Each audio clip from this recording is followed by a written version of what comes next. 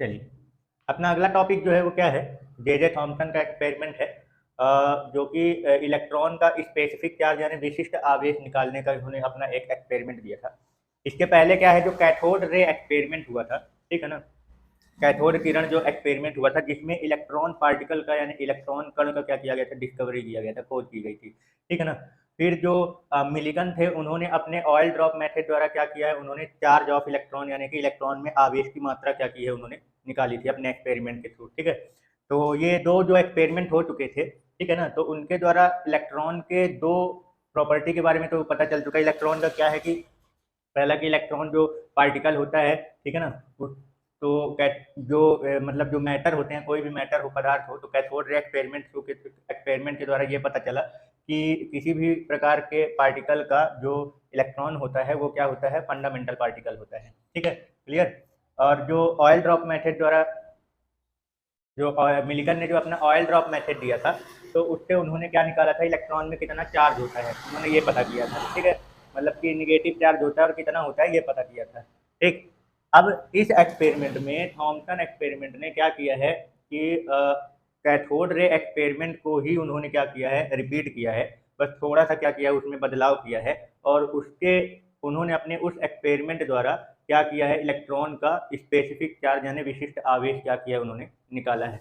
Specific charge कहते किसको हैं, तो इलेक्ट्रॉन के चार्ज और उसके मास का रेशियो, इलेक्ट्रॉन के चार्ज और उसके मास का, ये क्या है, चार्ज यानी आवेश है किसका, इलेक्ट्रॉन का, ठीक है ना, और ये क्या है, मास ऑफ इलेक्ट्रॉन, ठीक है। तो इसके रेशियो को, इसके अनुपात को, मतलब इलेक्ट्रॉन के आवेश और इलेक्ट्रॉन के द्रव्यमान के अनुपात को ही क्या बोलते हैं, स्पेसिफिक चार्ज यानी विशिष्ट आवेश। तो अभी अपने को उसका मास नहीं पता है, केवल इलेक्ट्रॉन का चार्ज पता है। ऑयल ड्रॉप मेथड द्वारा मिलिकन ने इलेक्ट्रॉन का आवेश निकाल के दिया था, लेकिन मास अभी नहीं पता इलेक्ट्रॉन का, ठीक है। लेकिन इस एक्सपेरिमेंट द्वारा थॉम्सन ने अपने इस कैथोड रे एक्सपेरिमेंट में थोड़ा सा चेंजेस करके इलेक्ट्रॉन और मास का क्या निकाला है, रेशियो निकाला है, यानी स्पेसिफिक चार्ज निकाला है, विशिष्ट आवेश। और जब ये अपना विशिष्ट आवेश निकल आएगा तो उसको अपन लोग क्या करेंगे, मतलब कि इलेक्ट्रॉन के चार्ज को स्पेसिफिक चार्ज से क्या कर देंगे, डिवाइड कर देंगे, तो इसी के कट के उसका मास भी आ जाएगा। जैसे अपने को इलेक्ट्रॉन का चार्ज पता है ना, तो इलेक्ट्रॉन का चार्ज क्या होता है, ई से रिप्रेजेंट करते हैं, उसकी वैल्यू अपने को पता है, ऑयल ड्रॉप मेथड द्वारा मिलिकन ने बता दिया था। अब ये जे थॉम्सन जो है वो अपने एक्सपेरिमेंट से इलेक्ट्रॉन का स्पेसिफिक चार्ज भी बता रहे हैं, ये भी निकल जाएगा। फिर इससे काट के इसको ऊपर भेज देंगे तो हम, तो इसका क्या निकल जाएगा, मास ऑफ इलेक्ट्रॉन। तो इस तरीके से आप क्या कर सकते हैं, स्पेसिफिक चार्ज की मदद से, और जो ऑयल ड्रॉप मेथड में जो इलेक्ट्रॉन का चार्ज निकला था उसकी मदद से हम क्या कर सकते हैं, इलेक्ट्रॉन का मास भी क्या कर सकते हैं, निकाल सकते हैं, द्रव्यमान, ठीक है ना।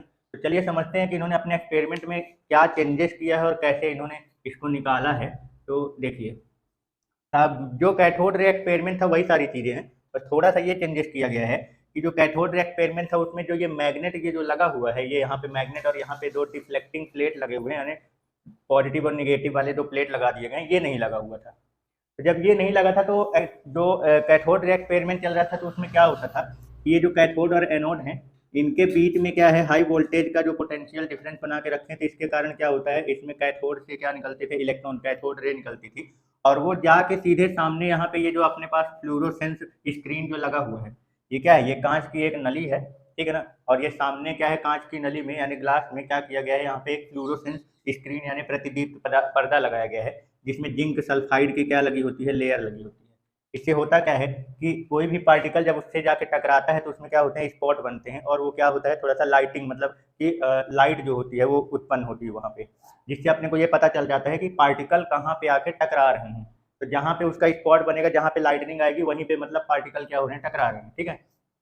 तो जो कैथोड रे एक्सपेरिमेंट था तो उसमें क्या होता था कि जो कैथोड रे होती थी वो कैथोड से निकल के एनोड की तरफ जाती थी, और वो सीधे निकल के सामने वाले जो फ्लूरोसेंट स्क्रीन होता है उसके पर्दे में जाके क्या होती है, टकराती थी सीधे, ठीक है ना, सामने।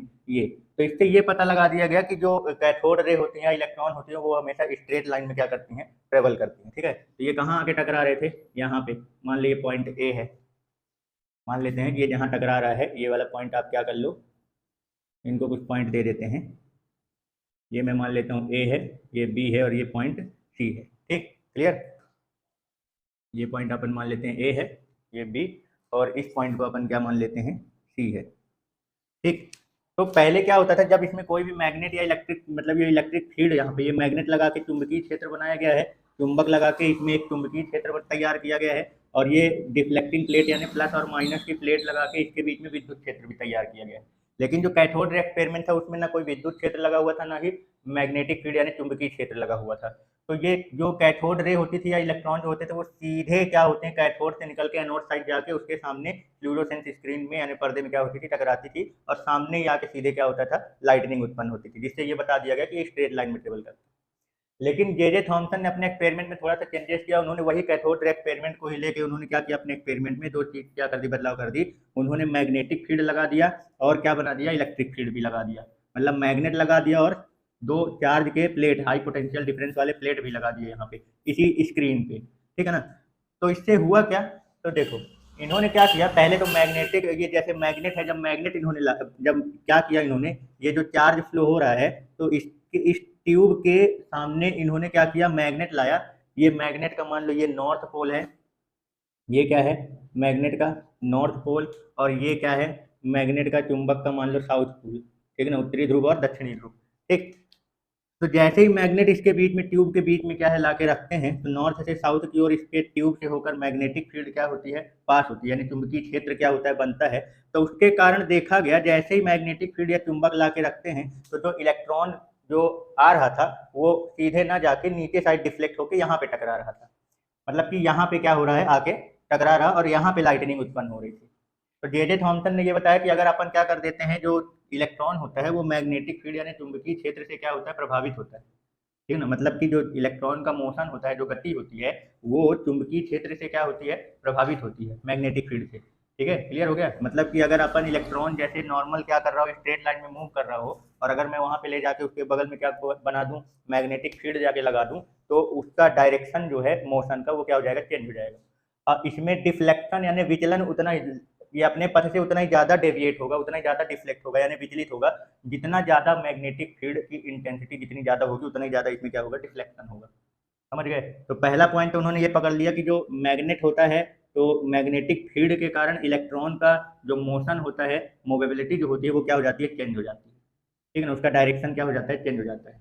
तो उन्होंने ये निष्कर्ष निकाल दिया कि इलेक्ट्रॉन की जो गति है या स्पीड है या उसका डायरेक्शन जो होता है मोशन करने का, वो मैग्नेटिक फील्ड से क्या हो जाती है, प्रभावित होती है, और उतना ही ज़्यादा प्रभावित होता है जितना ज़्यादा मैग्नेटिक फील्ड यानी चुंबकीय क्षेत्र की तीव्रता, इंटेंसिटी जितनी ज़्यादा होगी। आया समझ में, क्लियर हो गया, ठीक है ना। फिर इन्होंने क्या किया, मतलब मैग्नेटिक फील्ड हटा के फिर इन्होंने क्या किया, इलेक्ट्रिक फील्ड भी यहाँ पे लगाया, ठीक है ना। और जब इलेक्ट्रिक फील्ड इन्होंने क्या किया, लगाया, मतलब इन्होंने ट्यूब के ऊपर नीचे दो प्लेट क्या कर दिए, लगा दिए, एक साइड प्लस का लगा दिया और एक साइड माइनस का लगा दिया।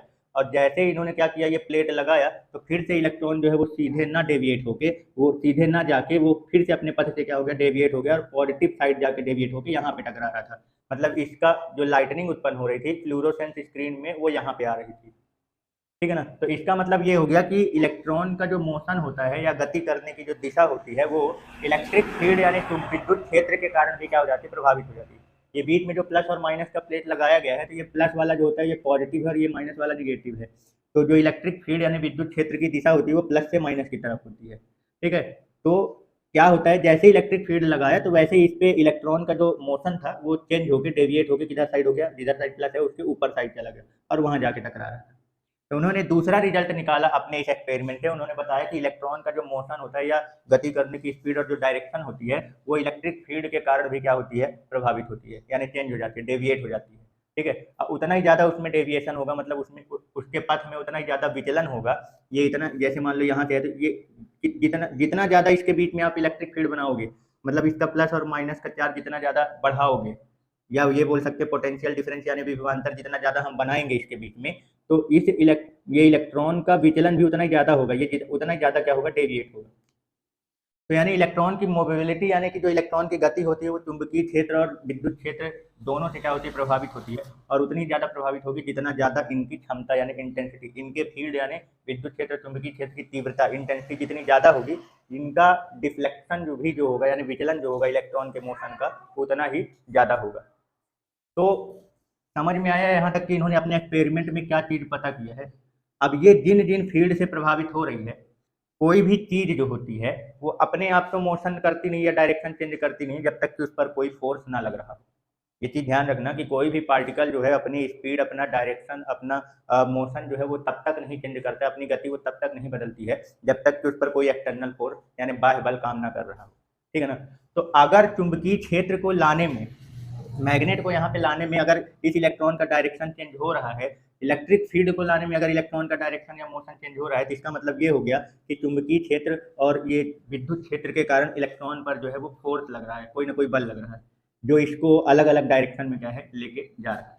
तो बस उसी चीज़ को थोड़ा सा क्या है, उसी फोर्स के बारे में एनालिसिस करके और ये स्पेसिफिक चार्ज ऑफ इलेक्ट्रॉन यानी विशिष्ट आवेश, इलेक्ट्रॉन का विशिष्ट आवेश क्या किया गया है, निकाला गया है, ठीक है ना। तो देखिए क्या किया गया अब इस एक्सपेरिमेंट में, इन्होंने जैसे ही मैग्नेटिक फील्ड लगाया तो इसका डिफ्लेक्शन इधर साइड हो गया, अब इलेक्ट्रिक फील्ड लगाया तो इसका डिफ्लेक्शन इधर साइड हो गया, दोनों एक दूसरे के अपोजिट डायरेक्शन में, है ना। और यहाँ पे एक चीज और ध्यान रखना, ये जो मैग्नेटिक फील्ड और इलेक्ट्रिक फील्ड है, जो विद्युत क्षेत्र और चुंबकीय क्षेत्र है, ये दोनों एक दूसरे के क्या होते हैं, परपेंडिकुलर होते हैं। जैसे मान लो कि अगर ये इधर साइड क्या है, नॉर्थ और साउथ, इधर साइड से नॉर्थ साउथ है अगर ये, तो इलेक्ट्रिक फील्ड का डायरेक्शन जस्ट एक दूसरे के परपेंडिकुलर रहेगा। ये इधर साइड इलेक्ट्रिक फील्ड है और ये नॉर्थ से साउथ की ओर क्या है, मैग्नेटिक फील्ड है ना। यानी प्लस से माइनस की तरफ इलेक्ट्रिक फील्ड का डायरेक्शन विद्युत क्षेत्र का होता है, नॉर्थ से साउथ की ओर जो होता है, उत्तरी ध्रुव से दक्षिणी ध्रुव की ओर क्या होता है, चुंबकीय क्षेत्र की दिशा होती है। इलेक्ट्रिक फील्ड को अपन लोग ई वेक्टर से या ई से रिप्रेजेंट करते हैं, चुंबकीय क्षेत्र को बी से रिप्रेजेंट करते हैं, ठीक है, क्लियर। तो ये दोनों एक दूसरे के क्या होते हैं, परपेंडिकुलर होते हैं, यानी लंबवत होते हैं। ऐसे रखा जाता है कि ये दोनों क्षेत्र एक दूसरे के लंबवत आए। तो ये जो इलेक्ट्रॉन का डिफ्लेक्शन हो रहा था, ये एक दूसरे के जस्ट क्या हो रहा था, अपोजिट हो रहा था, ठीक है। एक बार चुंबकीय क्षेत्र लाए तो इधर डिफ्लेक्शन हुआ और एक बार विद्युत क्षेत्र लगाए तो ऊपर की ओर डिफ्लेक्शन हो गया, दोनों एक दूसरे के अपोजिट डायरेक्शन। तो अब स्पेसिफिक चार्ज को निकालने के लिए इन्होंने अपने एक्सपेरिमेंट में क्या किया, ये तो समझ गए कि जो मैग्नेटिक फील्ड है और जो इलेक्ट्रिक फील्ड है, दोनों के कारण इलेक्ट्रॉन पे यानी इलेक्ट्रॉन पार्टिकल पे क्या लग रहा है, फोर्स लग रहा है, बल लग रहा है। तो थोड़ा सा ये समझिए कि इलेक्ट्रिक फील्ड के कारण किसी भी आवेश पर जो बल लगता है उसका फॉर्मूला क्या होता है, तो F equal to F E, electric field विद्युत क्षेत्र के कारण वो होता है आवेश गुणे विद्युत क्षेत्र की तीव्रता, F equal to q into E. किसी भी इलेक्ट्रिक फील्ड में अगर विद्युत क्षेत्र में हम कोई आवेश अगर ले जाके रखते हैं तो उस पर जो फोर्स लगता है, जिसको इलेक्ट्रोस्टैटिक फोर्स या स्थिर वैद्युत बल बोलते हैं, उसका फॉर्मूला कहते हैं क्यू इंटू ई। क्यू क्या है, चार्ज है, क्यू से चार्ज को रिप्रेजेंट करते हैं और ई से इलेक्ट्रिक फील्ड की इंटेंसिटी, विद्युत क्षेत्र की तीव्रता। तो इस इलेक्ट्रॉन पर विद्युत क्षेत्र के कारण जो फोर्स लग रहा है ऊपर की ओर, वो क्या है, F equal to q into E, ठीक है, क्लियर। यानी यहाँ पे क्यू जो है वो चार्ज है, तो अगर इलेक्ट्रॉन के चार्ज की बात करूँ तो अपन इसी को क्या लिख सकते हैं, स्मॉल ई इंटू कैपिटल ई, ये लिख सकते हैं यहाँ पर, ठीक है, क्लियर हो गया, ठीक। अब देखो दूसरा, ये जो मैग्नेटिक फील्ड आपको ये जैसे चुंबकीय क्षेत्र लगाते हैं, तो चुंबकीय क्षेत्र के कारण आवेश पर जो लगने वाला बल होता है, जो फोर्स होता है, उसको क्या बोलते हैं, लॉरेंज बल के नाम से भी जानते हैं। और वो क्या होता है लॉरेंज बल के नाम से, क्यू वी बी, क्या होता है, क्यू वी बी। जहाँ क्यू क्या है, चुंबकीय क्षेत्र में रखे आवेश चार्ज का अमाउंट है, भी क्या है, ये स्पीड है, जिस स्पीड से वो पार्टिकल चार्ज यानी इलेक्ट्रॉन जो है मोशन कर रहा है, वो स्पीड है उसकी भी। अब बी क्या है, ये मैग्नेटिक फील्ड की इंटेंसिटी है, चुंबकीय क्षेत्र की तीव्रता, जिस मैग्नेटिक फील्ड के अंदर चार्ज यानी जो इलेक्ट्रॉन है वो गति कर रहा है, वो जिस स्पीड से, तो ये भी जो हो गई उसकी स्पीड हो गई, चाल हो गई इलेक्ट्रॉन की। बी क्या हो गया, उसका चुंबकीय क्षेत्र हो गई की तीव्रता हो गई, मैग्नेटिक फील्ड की इंटेंसिटी हो गई। अब क्यू क्या है, जो पार्टिकल उसके अंदर चार्ज वाला जो है मोशन कर रहा है उसका चार्ज है ना। तो इसी को अब इलेक्ट्रॉन का अगर हम बात कर रहे हैं तो चार्ज, इलेक्ट्रॉन के चार्ज को अपन लोग ई लिख सकते हैं, ई वी बी, ठीक है, क्लियर, कोई डाउट। अब देखो इसमें क्या किया गया है, अब फिर ये पता करने के बाद इन्होंने अपने एक्सपेरिमेंट में क्या किया, ये पोटेंशियल जो है, मतलब कि ऐसे कर रहे थे कि फोर्स एक दूसरे के बराबर लगा रहा था, मतलब सॉरी फोर्स जो है वो एक दूसरे के अपोजिट डायरेक्शन में लगा रहे थे।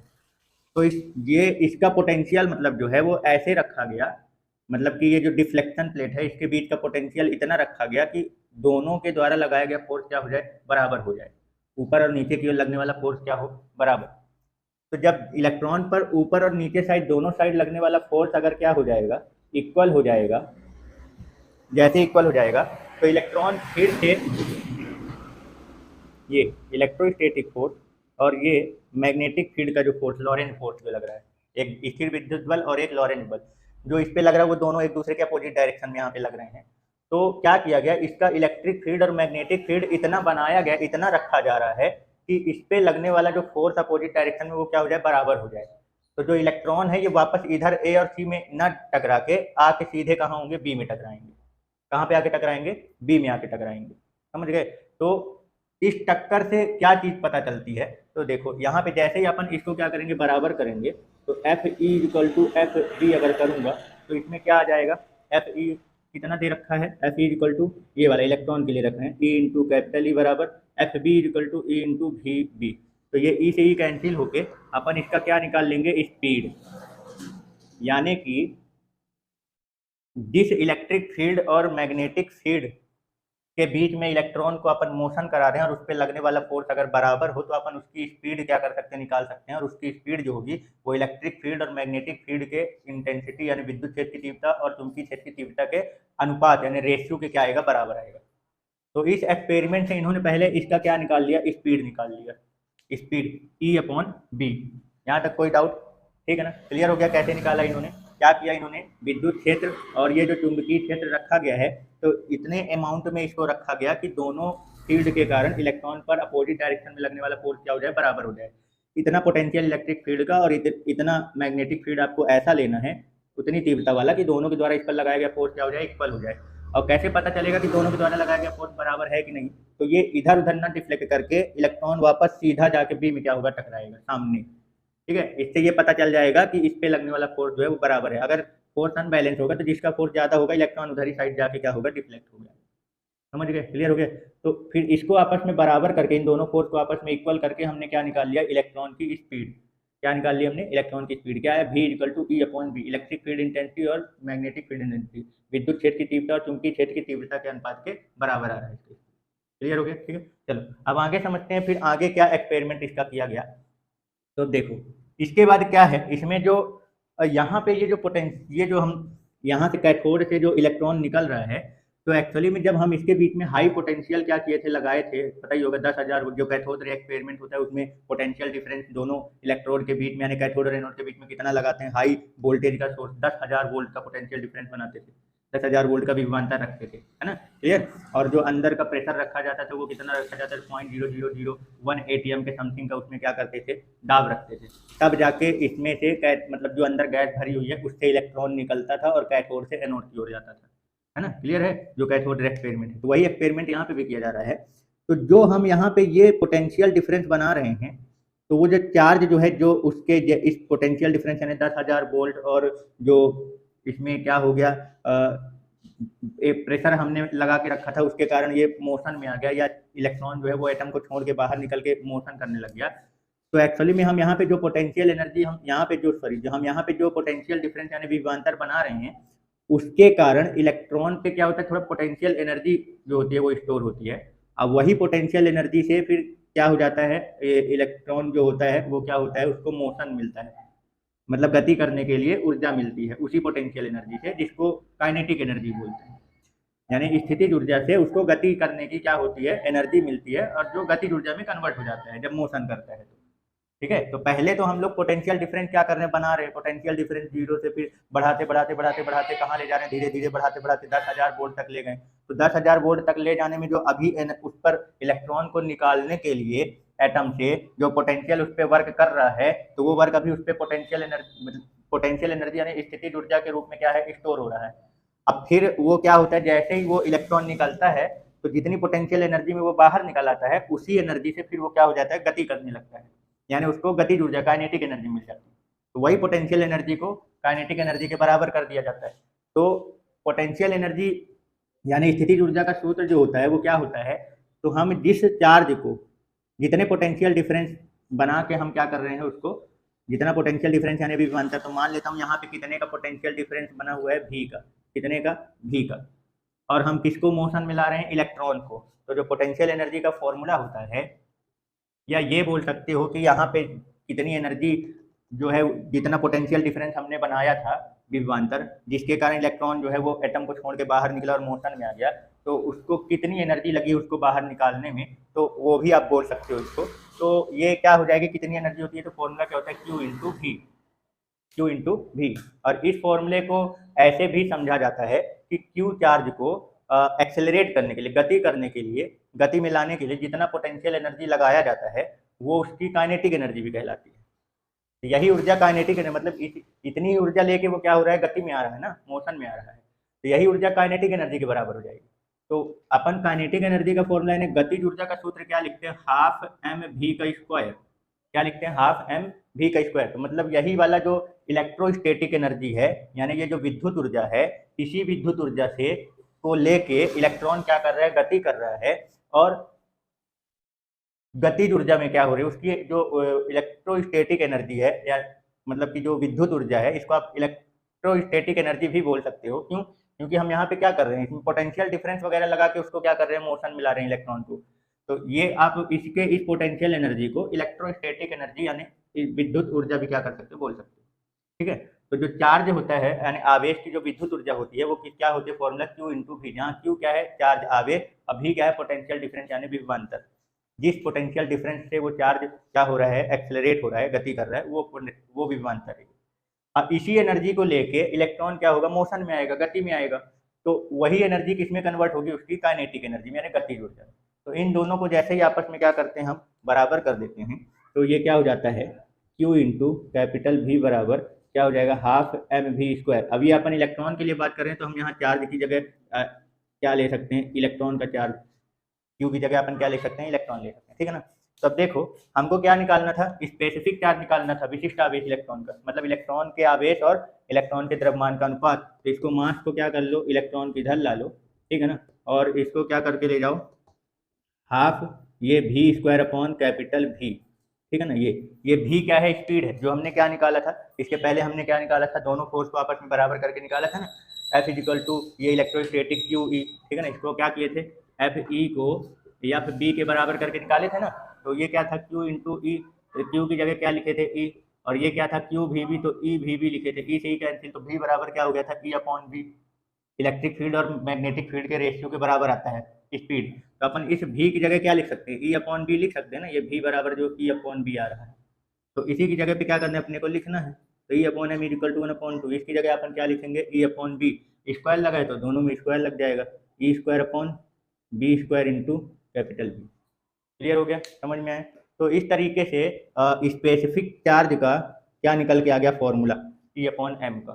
ठीक है, क्लियर हो गया। और ये जो यहाँ पे वैल्यू रखी जाएगी, तो ये ई क्या है, जो इलेक्ट्रिक फील्ड लगाया गया उसकी इंटेंसिटी है, विद्युत क्षेत्र की तीव्रता। बी ये जो चुंबकीय क्षेत्र बनाया गया उसकी इंटेंसिटी है, चुंबकीय क्षेत्र की तीव्रता। और ये भी क्या है, पोटेंशियल डिफरेंस। यहाँ पे हमने जो पोटेंशियल डिफरेंस बनाया है, यानी जो विभवांतर हमने कैथोड और एनोड के बीच में बनाया था इलेक्ट्रॉन को मूव कराने के लिए, वो उसका पोटेंशियल है। तो जितना भी चीजें यहाँ पे ये जो फैक्टर अप्लाई कर रहे हैं, इन सभी इस फॉर्मूले में इन सभी की वैल्यू क्या करते हैं, रख के, और जब कैलकुलेट करते हैं इसकी वैल्यू सॉल्व,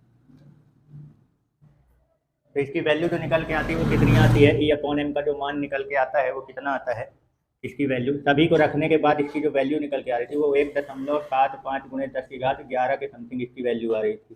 ठीक है, क्लियर। और इसका जब यूनिट अपन क्या करेंगे, इसका यूनिट जब लिखेंगे तो इलेक्ट्रॉन का यूनिट क्या होता है, कूलाम, मतलब इलेक्ट्रॉन क्या है, चार्ज है, और चार्ज की यूनिट क्या होती है, कूलाम। और ये क्या है, मास, मास की यूनिट क्या होती है, किलोग्राम, यानी कूलाम पर किलोग्राम, ये इसकी एसआई यूनिट हो गई। ठीक है, तो इस तरीके से इसका स्पेसिफिक चार्ज जो निकल के आ रहा है वो कितना आ रहा है, 1.75 इंटू 10⁻11 कूलाम पर किलोग्राम।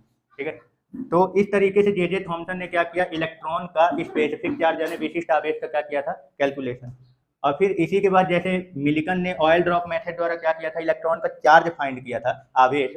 तो इलेक्ट्रॉन के आवेश को क्या किया गया, इसके इलेक्ट्रॉन के स्पेसिफिक चार्ज से डिवाइड कर दिया, तो इसको पलट के हम कितना आ गया ऊपर, तो यहाँ से क्या निकल के आ रहा था, इलेक्ट्रॉन का मास। और इलेक्ट्रॉन का मास कितना आता है, 9.1 गुणे 10⁻31 किलोग्राम के समथिंग इसकी वैल्यू आती है। ठीक है ना। तो इस तरीके से इलेक्ट्रॉन के सारे फंडामेंटल प्रॉपर्टी क्या किए गए थे, कैलकुलेट किए गए थे। कैथोड रे एक्सपेरिमेंट से क्या पता किया गया था कि जितने भी प्रकार के गैसेस होते हैं या जितने भी प्रकार के मैटर होते हैं उन सभी में एक फंडामेंटल पार्टिकल यानी इलेक्ट्रॉन पाया जाता है। ठीक है ना, जो कि निगेटिव चार्ज का होता है। और फिर जे थॉमसन ने उसी कैथोड रे एक्सपेरिमेंट को रिपीट करके थोड़ा सा चेंजेस करके उसका क्या निकाला, स्पेसिफिक चार्ज निकाला, यानी विशिष्ट आवेश ई अपॉन एम की वैल्यू कितनी आती है, 1.75 गुणे 10⁻11 कूलम पर किलोग्राम। ठीक है ना। अब फिर जो मिलिकन ने ऑयल ड्रॉप मेथड द्वारा इलेक्ट्रॉन का चार्ज निकाला था, इलेक्ट्रॉन का आवेश, तो उसी के आवेश को इलेक्ट्रॉन के स्पेसिफिक चार्ज से यानी विशिष्ट आवेश से डिवाइड कर देंगे, तो क्या बचेगा अपने पास, केवल m बचेगा जो कि इलेक्ट्रॉन का मास है। और डिवाइड करने पर जो वैल्यू आ रही थी वो कितनी आ रही थी, 9.1 गुणे 10⁻31 किलोग्राम। तो इस तरीके से इलेक्ट्रॉन का मास भी क्या कर लिया गया, कैलकुलेट कर लिया गया। और ये एक्सपेरिमेंट किसी एक गैस को बस लेके नहीं किया गया था, काफ़ी सारे गैसेस को यहाँ पे भर के और क्या किया गया था, एक्सपेरिमेंट को रिपीट किया गया था। और हर बार उनको अपने एक्सपेरिमेंट में जो इलेक्ट्रॉन का स्पेसिफिक चार्ज यानी जो विशिष्ट आवेश मिल रहा था वो कितना मिल रहा था, 1.75 × 10⁻11। इसका मतलब क्या हुआ कि अलग अलग प्रकार के गैसेस को इसमें भर के ये एक्सपेरिमेंट क्या किया जा रहा था, दोहराया जा रहा था, रिपीट किया जा रहा था। पर इलेक्ट्रॉन का जो स्पेसिफिक चार्ज आ रहा था वो हर बार कितना आ रहा था, 1.75 × 10⁻11 कूलम पर किलोग्राम। इसका मतलब क्या निकल रहा है, इसका मतलब ये है कि हम चाहे कोई भी प्रकार का मैटर या गैस या कोई भी प्रकार का पदार्थ क्या कर ले लें, सब में इलेक्ट्रॉन जो होता है वो होता ही होता है। मतलब कि इलेक्ट्रॉन हर प्रकार के पदार्थ का एक फंडामेंटल प्रॉपर्टी है, तभी हर प्रकार के एटम या गैसेस में इलेक्ट्रॉन का जो स्पेसिफिक चार्ज आ रहा था वो सभी के लिए क्या आ रहा था, बराबर। ठीक है, तो इस तरीके से थॉमसन ने अपना एक्सपेरिमेंट वगैरह किया और इलेक्ट्रॉन का स्पेसिफिक चार्ज और उसका मास का क्या किया था, कैलकुलेशन। ठीक है, क्लियर हो गया क्या भाई?